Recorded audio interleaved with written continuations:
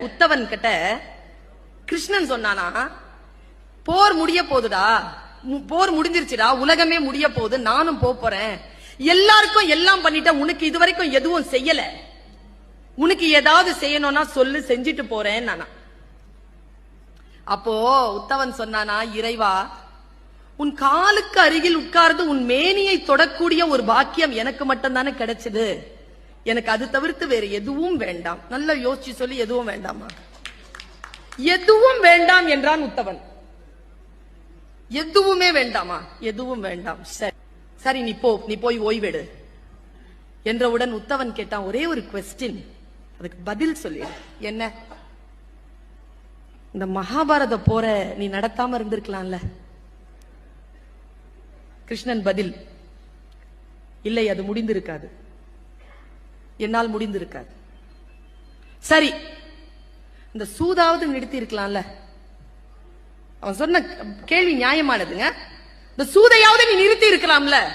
கிருஷ்ணன் தந்த பதில் அபாரம், வித்தியாசமான பதில். அவன் சொன்னா என்ன பதில் பாருங்க. துரியோதனன் விவேகி. அவன் சொன்ன பதில், துரியோதனன் விவேகி, அதனால் என்னால் சூதை நிறுத்த முடியவில்லை. என்ன விவேகி? நுட்பமா சொல்றேன். கிருஷ்ணன் சொன்ன பதில் உங்களுக்கும் சேர்த்து சொல்றேன். என்ன நுட்பமான பதில் தெரியுமா? துரியோதனனுக்கு சூதாட தெரியாது என்பது தெரியும்.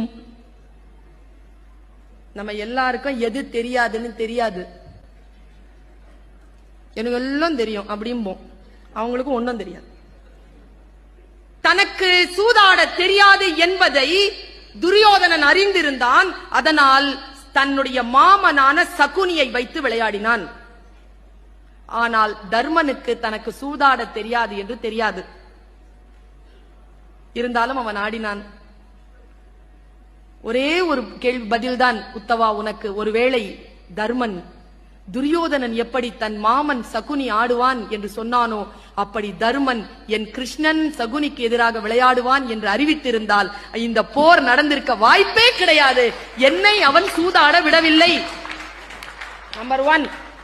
அதுலயும் தர்மர் ஒரு வேலை செஞ்சிருக்கிறார். என்னன்னா, இறைவா, நான் சூதாடுவது கிருஷ்ணனுக்கு தெரியக்கூடாது என்று வேண்டிக் கொண்டான்.